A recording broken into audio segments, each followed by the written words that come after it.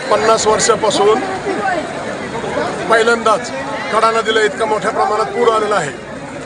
ते आत्ता काय झालंय, देवळाली, दादेगाव, घाटापिंपरी इकडे मोठ्या प्रमाणात पाऊस झाला व छोटे छोटे पाझर तलाव किंवा छोटे तलाव ते फुटल्यामुळे गावात पाणी शिरले। आमच्या कडा शहरातलं एक कुटुंब साप्ते नावाचं ते कुटुंब आत्ता 10 लोक घरात गुंतले, त्यांच्या चौबाजूने पाणी आहे आणि त्यासाठी लोकनेते सुरेश अण्णा धस यांनी नगर कलेक्टरला विनंती करून हेलिकॉप्टरची व्यवस्था करण्याची, आर्मीच्या हेलिकॉप्टरची व्यवस्था करण्याची प्रयत्न चालू आहेत।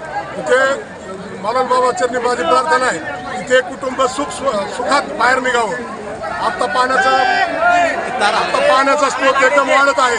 माझी कडा शहराच्या जनतेला विनंती आहे, आता लाईटचे पोल सुद्धा पडत आहे, इथं थांबलेल्या सर्व लोकांना विनंती आहे माझी, आपल्या घरी सुखरूप जावं व आम्हाला ग्रामपंचायतला व पोलीस प्रशासनाला, तहसील प्रशासनाला मदत करावी अशी सगळ्यांना विनंती करतो व परत एकदा हात जोडून सांगतो, इथं थांबलेले सर्व लोकांनी आपापल्या घरी जावं।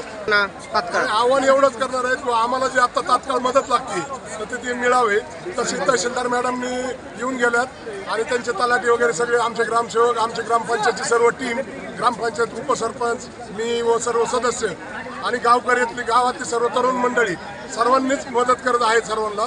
सरासरी किती तलाव फुटलेले तालुक्यात? 2 तलाव फुटले, तालुक्यातले नाही, एक पाथर्डीतला फुटला आणि एक आपल्या तालुक्यातला फुटला।